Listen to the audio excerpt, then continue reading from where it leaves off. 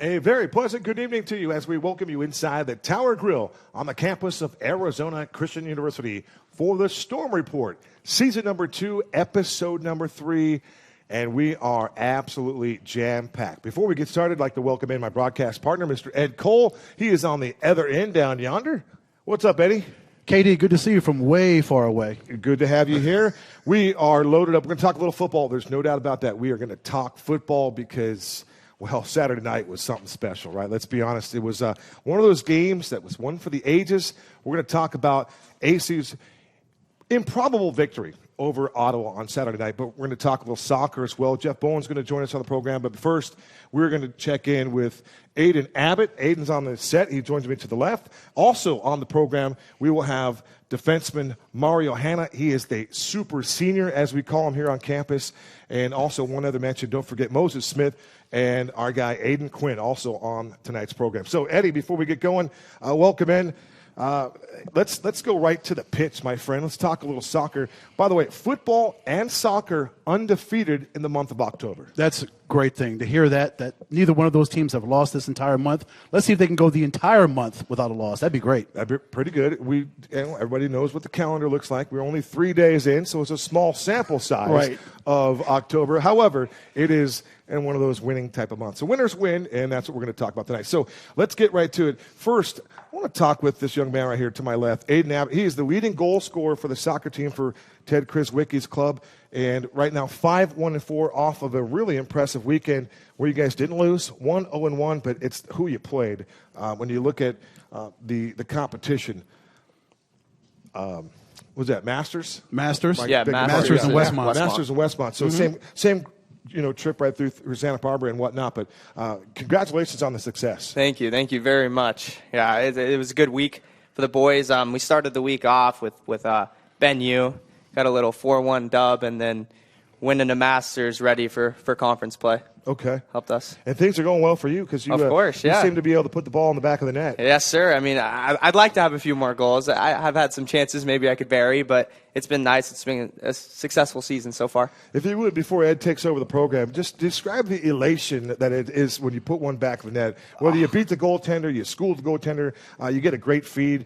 Obviously, the teamwork is part of that process, but if you could, just describe that elation for us. I mean, you kind of get a little bit of like a rush, like all the blood in your body goes to your head, and you're just super excited. You just scored, especially when it's at home. Sure. 2 out of my 3 goals this season have been at home, so it's been very exciting for the team, especially the one against Wayland Baptist. The celebration was pretty nuts as a team. Everybody ran over to the corner.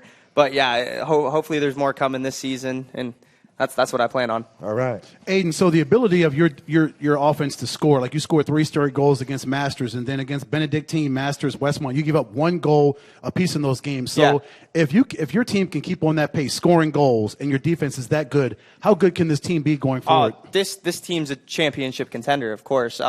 The thing is with our team, it's not just me scoring, it's everybody scoring. I think we have 13 or 14 different guys that have scored goals this season, and it's big because teams can't plan for every single player. They have to plan for a few guys, and then we have other guys that can come in and score as well. And then we got this guy back here, locking it down, making sure that we don't get scored on.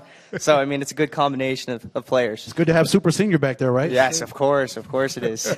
Mario, other side of the coin, right? So we get this elation from Aiden putting one in the back of the net. Now, you on the other side of the coin, it's about defending and keeping the ball out of the net. So you obviously take a tremendous amount of pride. And the way that the team is going, I think ACU has doubled up the opponent in scoring goals. So we know that the back end is working for ACU right now. Correct. Like you said, we take a lot of pride in defending, especially at ACU. The back line does a phenomenal job, especially Chongo, our goalkeeper. He's incredible back there. It's very tough to get a goal against us. I think all of our goals scored against us this season has been off of set pieces, and you can't really do much about that. The ball just bobbles everywhere. It's not it's not from open play besides what was it, Embry-Riddle? That was the only game where we got scored on from open play. And personally, I'll take that. Any school would take that. None of the goals have come from crazy one-on-one defending or like that. It's just been mistakes, dumb, silly mistakes that we can prevent, and we're good to move on.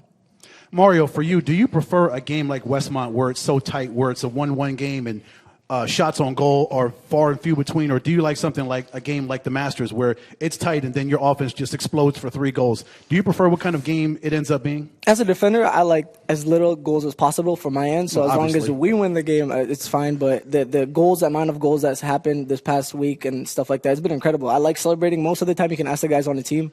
You get more tired sprinting to the celebration rather than like the 30 minutes you're there playing or whatever it is. So yeah, I like score. Everybody likes scoring goals, but we'd like a little bit more.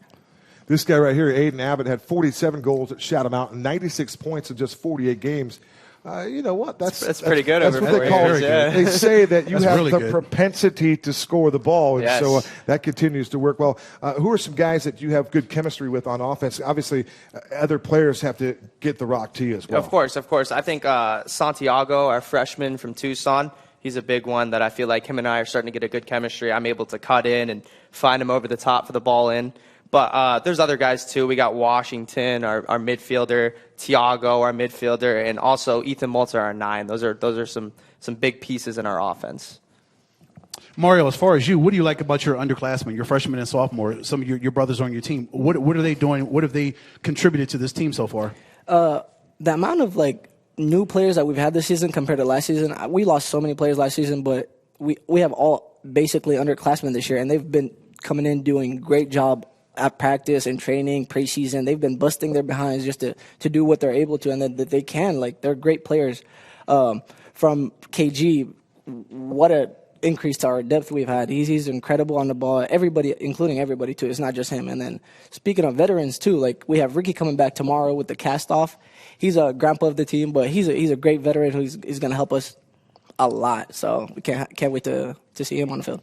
Mario, you had mentioned something about set pieces on the previous question. 36 corners for ACU. Obviously, it's something that you can't control when that's going to happen. So what's the mindset like when we go into a set piece? Is there always is it about the positioning and how the defenders are? Or how do you guys set that up? Is it coached? Or is it something that you guys have the improvisation to put together yourself? Or how do you guys set that up on? And again, you've had 36 opportunities to do this. It's a little coach, but also our coach gives us he's a great coach, and he gives us the freedom of making plays ourselves. So whatever we think works on the field, he'll be more than happy to use it. And most of the time it's worked. We've had a couple of plays off of set pieces that we've scored on that have worked incredibly. And defensively too. It's not like every set piece against us has been a goal. It's nothing like that. It's just sometimes we get caught sleeping, and that's the things that happen. But other than that, it's been great. Like, the set pieces are awesome. When you're on offense and you're trying to set that up, the bicycle kick, it's always got to be there. Right? Come on, that is a play. That's always in everybody's playbook, right? So for fun, we know how the degree of difficulty is off the charts. Oh, yeah. But have you? I mean, you've probably tried this a time or two. I One mean, of you, right? In my career, personally, I've attempted one or two. It's kind of harder for me to get up there being a smaller guy. But, if one does go in, we talked about celebrating. Yeah. Well, that's the one that's everybody's going to be celebrating Of course, that one. yeah. Of course. But there's always a guy that's designated that has that skill. It's a craft to score on a set piece, right? So everyone's got to be in the right position. But that loft in the ball, the timing of that, how far you're going to do it, the degree of difficulty, again, is really challenging. I mean, we got 3 Brazilians on the team, so hopefully, their South American blood can get up there and get a bicycle kick for us. Speaking of the freshman of the year, in my opinion, freshman of the year so far, Santiago, he tried it in the most recent game in Westmont. It didn't click as it should have been. He kind of whiffed off of it, but he tried it. This is our freshman, Santiago Ballesteros, Correct. right? Yep. Okay. Just a freshman doing these kind of things. He's been incredible on and off the field. He's a great guy. I think he's going to have a great future here. It's amazing what young kids can do, Kevin. It is. With young bodies, right? Yeah. Go ahead. Oh, Aiden, let me ask you from a scoring standpoint, just looking at your numbers, 22 goals throughout the season, 14 in the second period.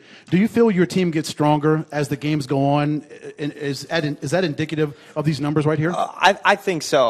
College soccer, at the beginning of games can be very fast-paced. Teams are trying to figure each other out. And then, things start to open up a little bit as people get tired. And I feel like us as a team, we're fit. So we're able to, sustain progress for a long time, and that's when our second half goals start to come.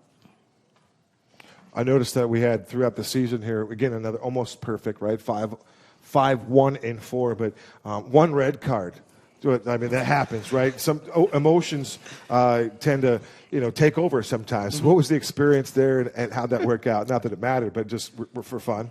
I mean, the red card, you could say it was a questionable call. It wasn't intentional, Sure, but it happened, and if it happens again, we just got to move on. We got to play on and get through the game, and then the next game we play 11v11. I feel like it's not about the red card. It's about what happened after. After the red card, we were down 10 men to 11, and they had a travel squad. They had plenty of people on the bench and stuff like that. So did we. But it's tough playing against 11 players when you're a man down. But we still came out with a tie. We ended up going up a goal because of this guy over here. Yep. And then we wore down. It was tired. It felt like 1,000 degrees outside. So I mean, we did our job. We did our best. So Phenomenal. Mario, so you guys got a tough trip coming up, Life Pacific, and then you go to Hope International. So you guys will be in California for the majority of the rest of the week. Look ahead toward those two games and how important they are as two more GSAC games. Oh, yeah. For the rest of the season, all the games are important. There isn't a game that's an easy game, I'll tell you that, especially in our conference. It's a great conference all around. So there's not going to be an easy game. And I know Hope is a great team. They're coached well. They're very, very organized and stuff like that. And so is Life Pacific. But we have a game plan. We'll be all right for them. For you, Mario, last one for you. What's it like playing in front of Carlos Gallardo and Evan Sprague? The depth, not many teams could say that. They have depth between the sticks, and I think we do. Both of them do an incredible job. It doesn't matter who we have on the field. They're both incredible. Gallardo is about 5'8.5", he says, and I think he's incredible. He's one of the best goalkeepers I've ever played with. So is Evan. Like, they're both incredible. Like, the amount of work that they put in, I don't know how they throw their body that far, but they do, and that's their art, that's their craft, so they're a great job at it. So. How do we get Carlos to 5'9" then? Let's get him longer spikes. Give him some insoles in his cleats, and maybe We got to stretch that man out. Some headwear. Yeah. I mean, there's a way to do His it. hair out or something. Last one for our guy, Aiden Abbitt, Double A, I like to say. Do you guys both play FIFA, and then what's the club of choice? I play FIFA, and Man United's my team. Not doing so well right now, but when I play FIFA, that's the team that I choose. Right. You got to go Real Madrid. Come on, it's history. It's the history of the club, the No. greatest club of all time. So you'll play pro soccer. You won't necessarily take a country and roll like with Spain. I'm always like trying to take Spain or something like that. But Well, Spain was good a few years ago, but in FIFA, it's all about pace, and they Right. don't got the pace. Yeah. they don't have it anymore. Same No. with Brazil. They don't have the pace. Soccer is pace and space. We Yes, all sir. know that. Eddie. So, Aiden, how much do you input the way you play soccer into playing FIFA? Well- you too, Mario. My style of play doesn't really work all that much in Okay. FIFA. I wouldn't say I'm the fastest player. I'm more like technical on the ball. But, sometimes I'll get midfielders that are like me in FIFA and that pass and move. So that's kind of how I get my style of play inside the game. Yeah, I can't do what I do in FIFA in real life. I'll get way more red cards, we can't be doing that. So. So when you describe your game a little bit, you like to play a little bit more physical? Oh, yeah, I'll let them know I'm there. So. Yeah. Oh, yeah. That's- He that's- for sure does. Oh yeah, That's got to be entertaining. yeah. They'll think twice before they come Mario's way, won't they? For sure. We're talking soccer. The ACU soccer team, 5-1-4. They're unbeaten in the GSAC. Some great games coming up. And these two guys, very talented, and we enjoy the conversation with you when we speak of Mario Hanna, the defenseman, a lockdown defender back there, and then, of course, Aiden Abbitt. He's the leading goal scorer on this soccer team. So for Coach Chris Wicki, we congratulate you guys. Continued success. Thank you. And Absolutely. thanks for being a part of tonight's show. Yeah, Yes, thank you for having guys. us. Thank you so bet. much. We're going to talk some football with head coach Jeff Bowen. Winners win. Conversation starts right after the break.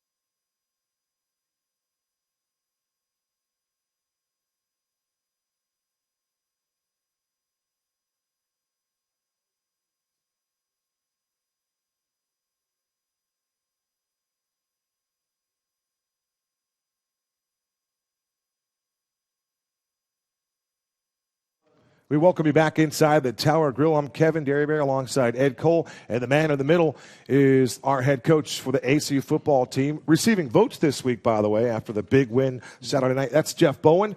And for ACU, they took care of business Saturday evening here in Glendale, sellout crowd, and it was an absolutely tremendous football game. You talk about bone-jarring hits, fake punts, crazy calls, fumbles galore, interceptions, crazy penalties, touchdowns that didn't get credited. I mean, it was zany, but it was a victorious Saturday night, Coach. Congratulations on the win. Thank you. It was awesome. How big was the victory? We got all kinds of questions for you, but let's just start with a softball. How big was that win? It was big for our team. It was big. Kept us in the picture, gets us back on the national stage a little bit. Yep. And just from a team standpoint, the way our guys won that game was huge. I was just real proud of them. It was a special game. Yep. So resilient, so just we're not rattled by the moment, took the moment in, seized the moment. And I want to start with the defensive line coach. I know there's all kinds of accolades that passed around. I mean, it was a clean sweep in the Sooner Athletic Conference Awards. We're going to get to that in a second, but let's just talk with the D-line. Keith Sewell, hopefully you're going to watch and tune in tonight. D-line, 33 tackles, 3.5 sacks, 8 TFLs, 3 forced fumbles. As a unit, 4 takeaways. But that D-line, in combination with everybody else, Steph Peters was the tank. The secondary was great. Art Alfred's group doing a great job, but that D-line was pretty special, and they got it done late too. Yeah, that was the best game our defense has played this year by far. The execution was good, but it wasn't anything magical. It wasn't X's and O's. I mean, we basically came at them most of the night with just a 4-man rush, saying our defensive line is our 4 is better than your 5. And a little different approach, and our guys warmed down. You saw it as the game went on, and they're a really good outside zone team. And other than breaking off one run, our guys stuffed them up all night, and then let us play coverage, and we only gave up one big play. That's the key to stopping, any type of spread speed offense, just like ours. If you can eliminate the big plays and make them grind, that's not what they want to do. And our guys did that. It was impressive. We gave up some points in the first half, and but we created a lot of they created a lot of opportunities for our offense. Sure did. Throughout the game.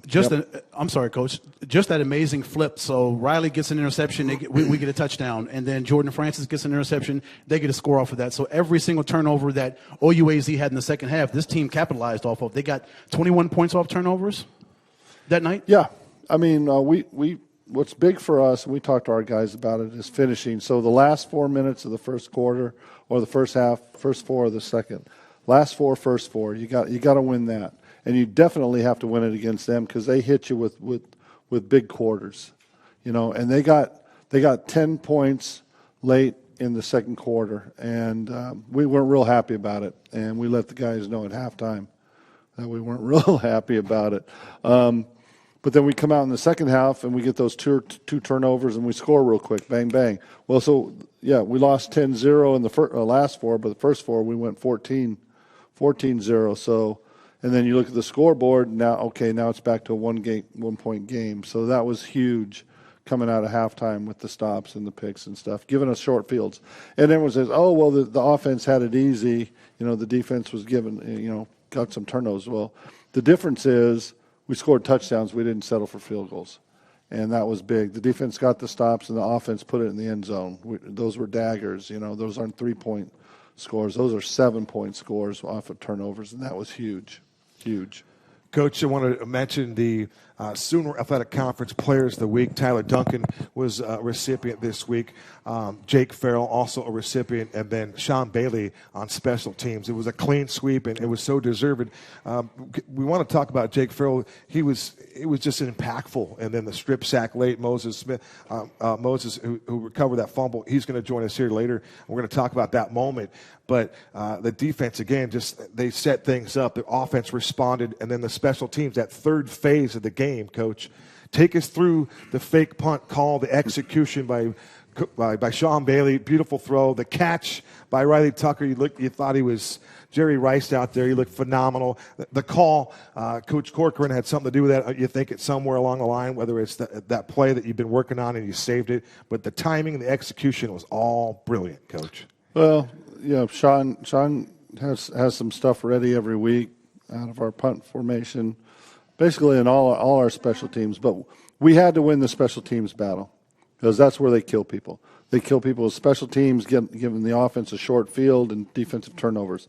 We won the turnover battle, and other than one kickoff return to our out to the 45 and then the one punt return on our first punt, we owned the special teams. You cleaned that up. And that was huge. For the fake, we put them in, and then I either say yes or no or check it.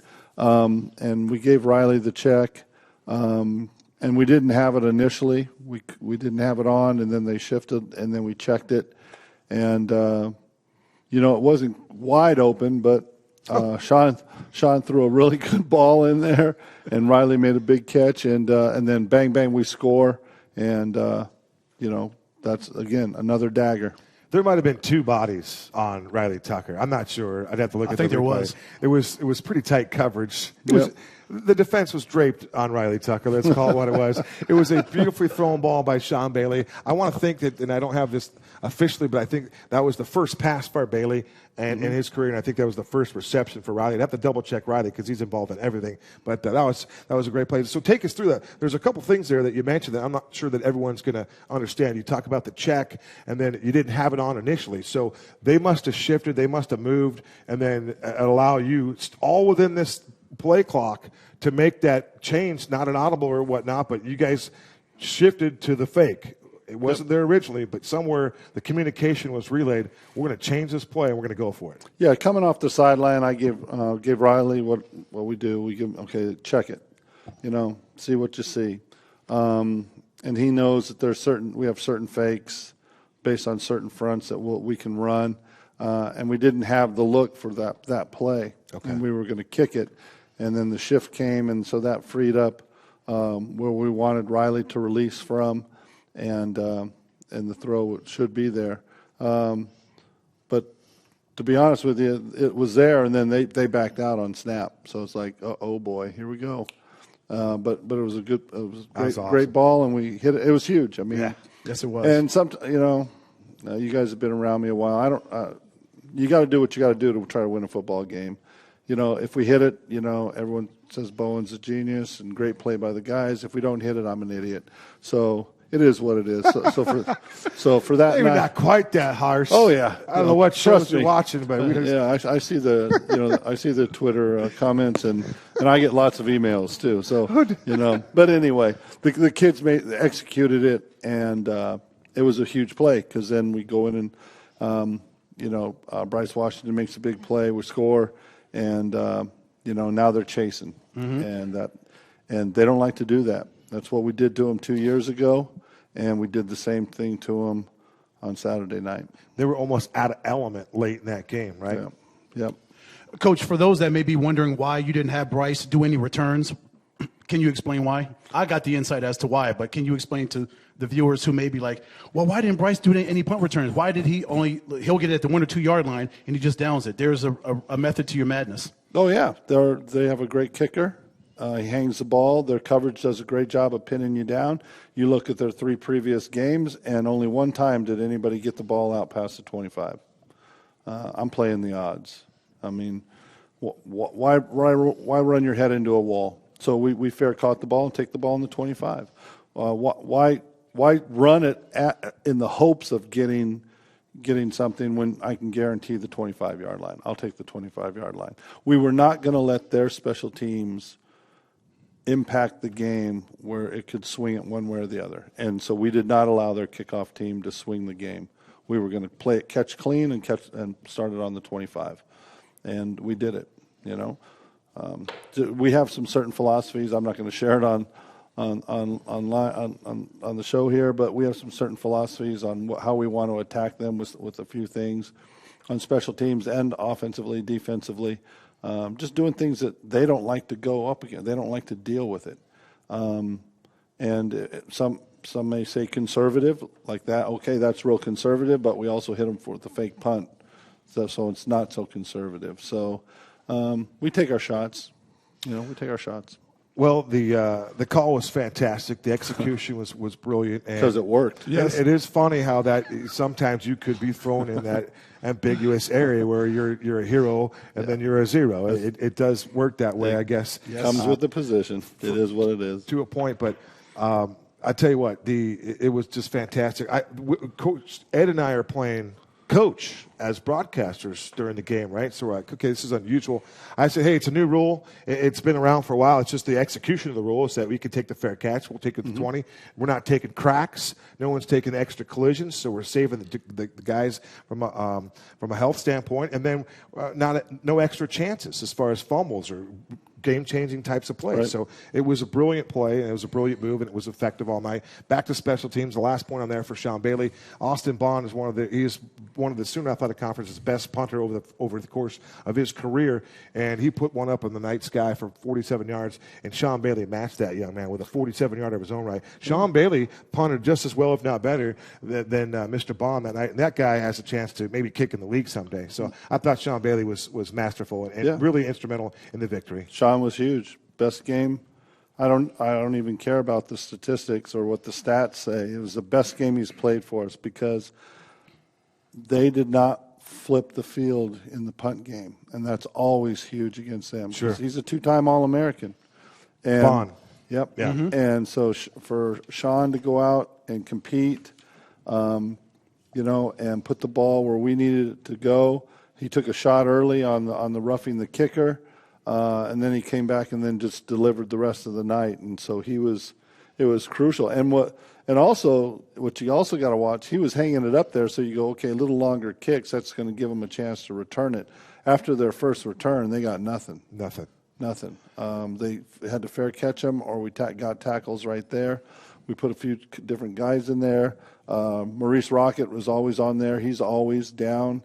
Did a great job, and so that was huge, being able to flip the field on special teams. Maurice was down there a few times. He could have actually caught it. He was just there waiting. Yep. That guy with a muff, Sahagan, was their dude. And he was pretty good. We put Xavier Miller in there also, and Xavier got down. He was right in his face. I mean, guys, everyone, it's just special teams. Well, I'm guaranteed if you count up the plays, there were at least 40 to 50 special teams plays in that game. You can't tell me they're just special teams plays. That's 50 plays. You got to make them make that go your way. No got question. to. Absolutely. Last one for me, Coach. 112 yards and a touchdown from from Bryce Washington. He was huge, including that 32-yard touchdown. Bryce was great getting him back on the field. Blocking in the screen game. If you notice, that was also a big part of our night. We ran 12 different screen plays. Not 12 different screenplays, but we ran different screenplays 12 times. And it was huge in that, in the quick screens outside. He was doing a great job blocking and getting guys freed up to get us in that, get us ahead of the change. Stay positive on the change. Give yourself to move chains in second and short, third and shorts and stuff like that. He did a great job of that. And then his catches were huge, And by the way, that second one was a touchdown. You saw the highlights. It was. So he didn't get credit for it, but he scored 2 touchdowns. It was special. And Yep. Tyler was incredible. Again, 249 all-purpose, 4 touchdowns, 2 on the ground. The 2-point conversion, we haven't talked about that. That's, again, another great call. The execution was fantastic. Good stuff. Coach, before we let you go, if you would, a comment on our guy Moses Smith over here, and then boy, I tell you what, I'm having a hard time coming up with the other guy's name. Give me a second. All-time leading rusher here. Oh, come on. That's not even funny. It's not even funny. Aiden Quinn is in the building. He will be on this set in a minute. All-time leading rusher. 33 touchdowns accounted for. That Aiden Quinn. A thought on those two guys. Well, Aiden's been here. He's done it, and you can never count him out. Never count him out. He had one of the best runs of the night. We had a look that we wanted in our bunch set, and we were gonna do a play out to the bunch side, and we got a certain look that we wanted, and we checked it the other way, made a guy miss, and he goes about 20-25 to set up a score. In the goal line, our goal line package was solid. We put touchdowns on the board, and he had couple runs down there, got on the board again, got another touchdown, so keep building on that school record. So, he played well. And Moses, the only thing negative about Moses is he should have been here 3 years ago when we first wanted him. I told his parents that Saturday after the game, and they were kind of laughing and stuff. But he came with us this year, transferred in, and he's an impact player for us on the defensive line, and we got him this year and next year. So Amen. We're excited about that, and our defensive line is playing really, really well, and he's one of them that is getting it done, high impact player, and we're excited that he's with us. To be able to move and change out 6-8 guys on that D-line relentlessly for 4 quarters of football was It's huge. It's big. It's really big. It was. Yep. Coach, congratulations on the win. We'll talk about Texas College or Lyon College next week, but a home game here. Yep.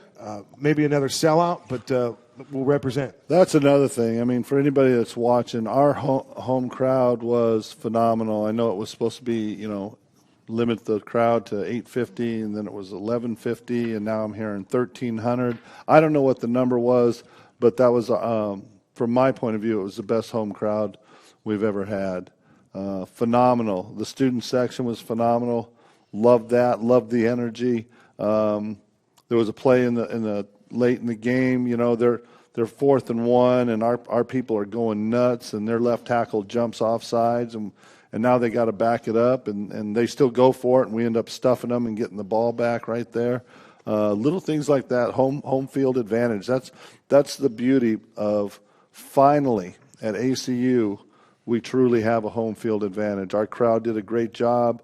We're under the lights on Saturday night, and it's an event. The crowd was great. They were into it the whole game. They were, and so hopefully they keep rolling in here and they make a difference for us. So it was big. Really thought the crowd was phenomenal. Jeff Bowen, congratulations on a big win. You beat a really good football team, and you know what? 2-2 and 3-2 overall. We'll take the numbers and let's tee them up next week. Yep, we'll move on. Lyon College, and let's see what we do. Aiden, Quinn, Moses Smith, straight ahead on the Storm Report right here from the Tower Grill.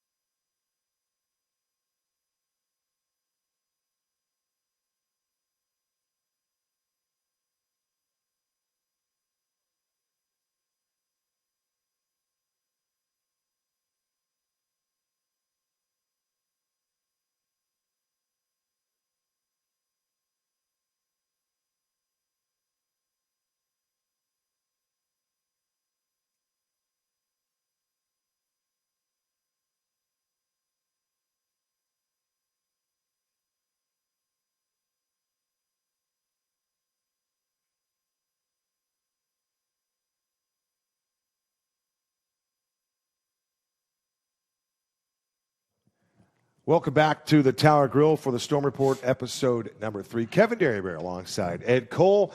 In the middle now, on the hot seat, Aiden Quinn, all-time leading rusher for ACU, and our guy Moses Smith, the pride of Las Vegas, Nevada. What's up, Moses? What's up? How are you doing? I'm doing good. How about yourself? All right. No complaints. Aiden 2K, what's going on, dog? Nothing much, man. Nothing much. Let's. Well, first of all, Coach kind of alluded to it. We've talked about it for a couple days. It's all over social media. Winners win, and it's a Victory Monday here for Arizona Christian. But take us through the jubilation, if you will, the elation for winning that game, and just how big it was for the program. Oh, man. That game was huge for us. Going into halftime down 24-9, nobody was worried. And it's the same story 2 years ago. Nobody was worried about, being down however many points. We just needed to do our jobs and do the ordinary things extraordinarily well. And that's what we did second half. Riley and Jordan getting those 2 interceptions was huge. And then we go and we punched the ball into the end zone, and it's exactly what we needed. And, at the end of the game, you see Tyler scrambling around after victory formation.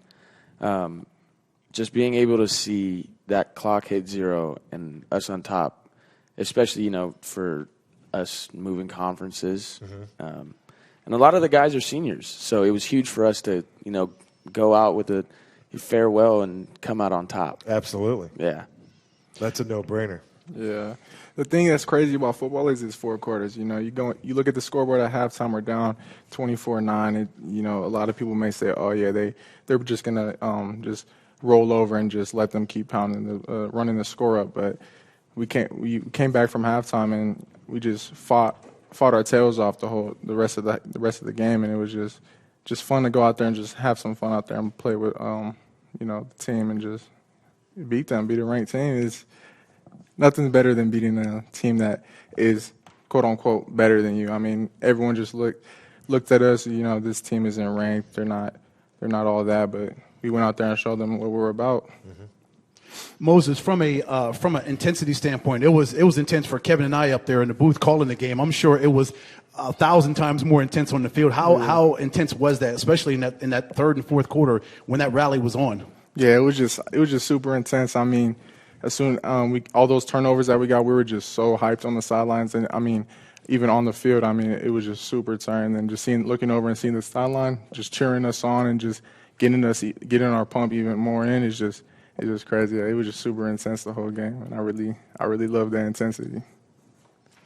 I didn't ask Coach Bowen this because I wanted to ask you guys this. I wanted to get a true, candid answer. What was the conversation like at halftime? What was the message, if nothing else? I'm sure there was some good stuff there. We would have loved to have that one mic'd up, JB. But just saying, we've been on the sidelines before. We figured out it kind of intense down there. Just what was the message and what was the overall the feeling once you guys put on the helmet and the chin strap as you walked out through the tunnel the second half? Yeah, I mean, Coach Will, our linebackers coach, he really put it on us, the defensive standpoint at least. I mean, just getting screamed, yelled at, and I mean, it's all at the end of the day, it's what we needed. We needed to put fire up our tails and just go out there and play the football that we're used to playing. I mean, going down 24-9, that's not our football, our defense. And we really showed them at the second half how we're supposed to play defense. So shout out to Coach Will for really just getting in our heads and just letting us know this is how you're supposed to play football. So Moses had a different message. What was the message sent to the offense then, Aiden? For us as an offense, we kind of break up into our separate position groups, and Coach B is always with us. So he just said the same thing he said 2 years ago. We've been here before. It's nothing we need to worry about. We're just going to stick to the game plan, and we're just going to roll. And that's what we did. We rolled. Really? You're just going to go cliche on me? That's it. Huh? Hey, all right. It was nothing special. It's simple. Yeah, exactly. And it was effective. That's the point. Exactly. Yeah, What the message was, everybody received it, and it was effective. Exactly. That's what was cool about that. And like JB says, you just got to line up and do your job, right? Yeah, exactly. That's what you do. do. Your job. And AQ, for you, that 16-yard run, I'm telling you, I saw the fire come out of you, brother, when you got that ball and you popped off left guard and left tackle. I could see you kicked another gear once you got free. Walk us through that run.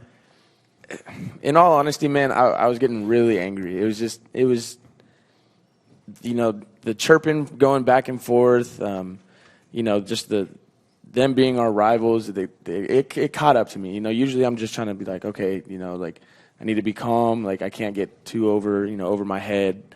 After halftime, I let it all out. I was, all right, we're going to roll. And I just felt that second half, I felt good. I felt like felt like I was 18 again. Like I could just run for days. And that run especially, I really felt it, and I was pumped up after, and everyone saw it, and I had to let them know that I'm here. I'm coming for you. And there's no escaping me. I think that leadership, that intensity, that's how you practice, Aiden. Whenever I've been to a practice, I see you practice the exact same way, and that's what you bring to the field. I think that's a testament to your work ethic and what you bring to this organization. Moses, let's talk some numbers, buddy. 6 tackles, 1 sack, 2 tackles behind the line of scrimmage, a forced fumble, a fumble recovery late. Dude, you had a really, really phenomenal game. You, too, could have been the Sooner Athletic Conference Player of the Week. They probably could give it to that entire defense. I mentioned it. I don't know if you heard it, but the D-line, 33 tackles, 3.5 sacks, 8 behind the line, 3 forced fumbles. You were part of that mix. Yeah. I mean, that's just, just goes in to show what we do at practice. I know the D-line specifically, we work so hard. Me, Jake Farrell, Jalen Mitchell, Maurice Powell, and Ben Strawn. Those are just a few of the names that Marty Rodriguez. Yeah, Marty Rodriguez. We just are all pushing each other to be the best version of ourselves possible. And I mean, during practice, we always get on each other, and it's just constructive criticism. I mean, at the end of the day, we want what's best for each other. We want the defensive line at least, to be the best versions of ourselves. We don't want to be that team that, you could just run the ball on their D line. They're not that physical. They're not that big, because number stands for it. We're not the biggest D line. I mean, we're the tallest defensive lineman we have is probably like 6'2". You go in like 260 pounds. I don't think we're over 300. And I know there's some D lines who have big nose tackles who are like 6'5", like 300 pounds, and like 330 pounds, who are run stuffers. We're not none of that. Those guys are in Alabama right now. Exactly. Yeah, Alabama, Georgia. Yeah. So, I mean, it's just great to go out there and show the world what we could do as a D-line. Moses, just look inside the numbers a little bit deeper. 109 total tackles for the team, but 74 solo tackles. I know you guys did a lot of gang tackling in that second half. You guys just swarmed against anybody that had the football. But when it comes down to it, if you need to make a solo tackle, every one of you guys can do that. Talk about the importance of you guys. If you need to break off and do something on your own, you can do that. Well, I mean, just knowing how to wrap up when it's most necessary. I know there's a couple of times where we did miss a few tackles. We're not perfect, but when we needed it most, when we needed to tackle most, the players stepped up and they made tackles. So that's just really good that we did that. For fun, did you guys have a chance at any point to go back and take a peek on the GSAC Sports Broadcast Network and just see how that turned out from our vantage point?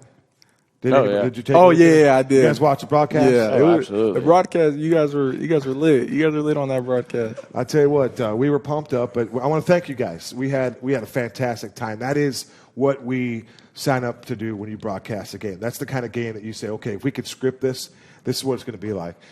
So thank you for that, and we appreciate that. Ed, Kevin, I want to ask, what does it mean for both of you guys to beat Ottawa? What does it mean to you? You go ahead first. Well, see, I'm a newcomer. This is my first year here, so I don't have that really rivalry against them as like some of the old heads like Aiden and Quinn here, who's been here like 10 years probably. 10 years. So that rivalry has been brewing. But for me, I mean, just hearing what they're my brothers. So at the end of the day, I'm gonna have their backs. So their rivalry is my rivalry. So just to go out there and beat them, it really meant a lot to me and us as a team. For me, I've been here a long time. There's no denying it. I've been here this is year 5. It's always something different when you're playing them. And for me, I got my butt kicked my freshman year. They hung 73 on us, and I took that to heart. Every year I've played them, I've never forgotten that score.